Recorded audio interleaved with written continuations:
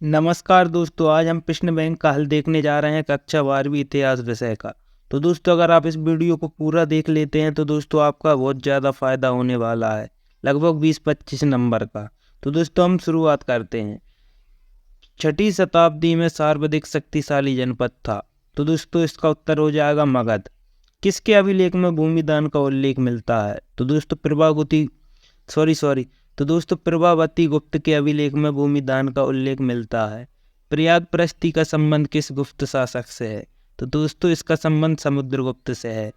मौर्य साम्राज्य के संस्थापक कौन थे? तो दोस्तों आप सभी को पता ही होगा, चंद्रगुप्त मौर्य। 510 ईसा पूर्व ईस्वी में सती प्रथा की साक्ष्य वाला प्रथम अभिलेख कहाँ मिला था? तो दोस्तों ये रणसागर मध्य प्रदेश में मिला था।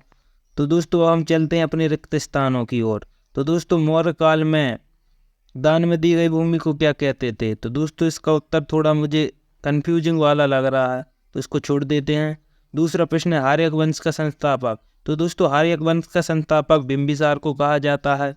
जनसामान्य की भाषा को क्या कहते हैं? तो दोस्तों जनसामान्य की भाषा को पाली कहते हैं। मौर्य साम्राज्य की राजधानी थी। तो दोस्तों मौर्य साम्राज्य की राजधानी पाटलिपुत्र थी। ईस्ट इंडिया कंपनी के अधिकारी खालिस्तान ने ब्राह्मी व खरुष्टी लिपियों का अध्ययन किया था। तो दोस्तों जेम्स प्रिंसेप ने किया था। देवनाम प्रिय तथा प्रियदर्शी की उपाधि तो दोस्तों मौर्य सम्राट अशोक ने धारण की थी। मुद्रा राक्षस के लेखक, तो दोस्तों मुद्रा राक्षस के लेखक विशाखदत्त महोदय हैं। गुप्त शासकों का राज्य चिन्ह था। तो दोस्तों गुप्त शासकों का राज्य चिन्ह गरुड़ था। और दोस्तों ये सही जोड़ियां दी गई हैं, तो दोस्तों आप इसको देख लीजिएगा सही जोड़ियां, क्योंकि चेंज करके भी आ सकती हैं एग्जाम में। तो दोस्तों आप इनको मिला लीजिएगा, इसके मैंने नंबर दिए हुए हैं, कौन सी जोड़ी किसकी सही हो। अब हम चलते हैं अपने नेक्स्ट प्रश्न की ओर। तो दोस्तों हमारे ये जोड़ियां दी गई थी, तो आप इनको मिला लीजिएगा, ये कुछ छूट गई थी वहाँ पर। और दोस्तों ये हमारे एक शब्द में उत्तर। तो दोस्तों गुप्त काल में कौन सा चीनी यात्री भारत आया था? तो दोस्तों गुप्त काल में फयान भारत आया था। कौटिल्य द्वारा लिखित ग्रंथ का नाम? तो दोस्तों कौटिल्य ने अर्थशास्त्र लिखी थी।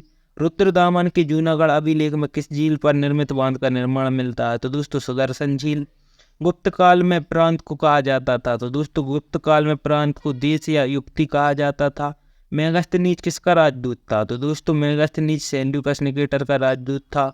अशोक किस धर्म का अनुयायी था? तो दोस्तों ये सब तो आप सभी को पता ही होगा कि बौद्ध धर्म का था।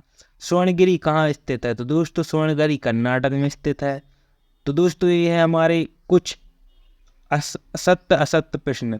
गीता में 18 अध्याय एवं 700 श्लोक हैं। तो दोस्तों ये असत्य है। एकलव्य ने द्रोणाचार्य को अंगूठा देने से मना कर दिया था। तो दोस्तों ये असत्य है। ऋग्वेद में वर्णों की संख्या 3 बताई गई है। तो दोस्तों ये भी असत्य है।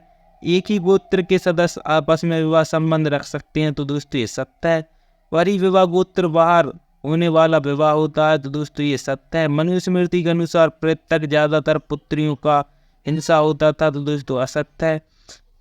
और निम्नलिखित प्रश्नों के उत्तर एक वाक्य में। महाभारत का युद्ध किन किन के बीच हुआ था? तो दोस्तों ये तो बिल्कुल इजी है, कौरवों और पांडवों के बीच। प्रतिवंशिता का अर्थ है तो दोस्तों वह वंश जो पिता के पुत्र और फिर पुत्र फिर परपौत्र। महाभारत में कृष्ण की भूमिका थी। तो दोस्तों महाभारत में आपने महाभारत तो अच्छी तरह से देखी होगी। तो कृष्ण थे जो कि भगवान श्री कृष्ण सारथी थे। वैदिक काल में प्रचलित 4 आश्रमों के नाम? तो दोस्तों इसका उत्तर हो जाएगा ब्रह्मचार्य, गृहस्थ, वानप्रस्थ। शक कौन थे? तो दोस्तों शक मध्य एशिया से भारत आए थे। मनुस्मृति क्या थी? तो दोस्तों मनुस्मृति 200 ईस्वी से 200 ईस्वी तक थी। इसका संकलन अंतर्विवाह क्या है? एक ही गोत्र में विवाह कर देना, मतलब कि एक ही घर या परिवार में विवाह कर देना। तो दोस्तों इस वीडियो में अगर आपको कुछ भी अच्छा लगता है, कंटेंट हमारे द्वारा की गई मेहनत, तो आप चैनल को सब्सक्राइब कर दीजिए, ताकि आपको जो मैं नेक्स्ट पार्ट लाऊं उसका नोटिफिकेशन मिल सके। धन्यवाद दोस्तों।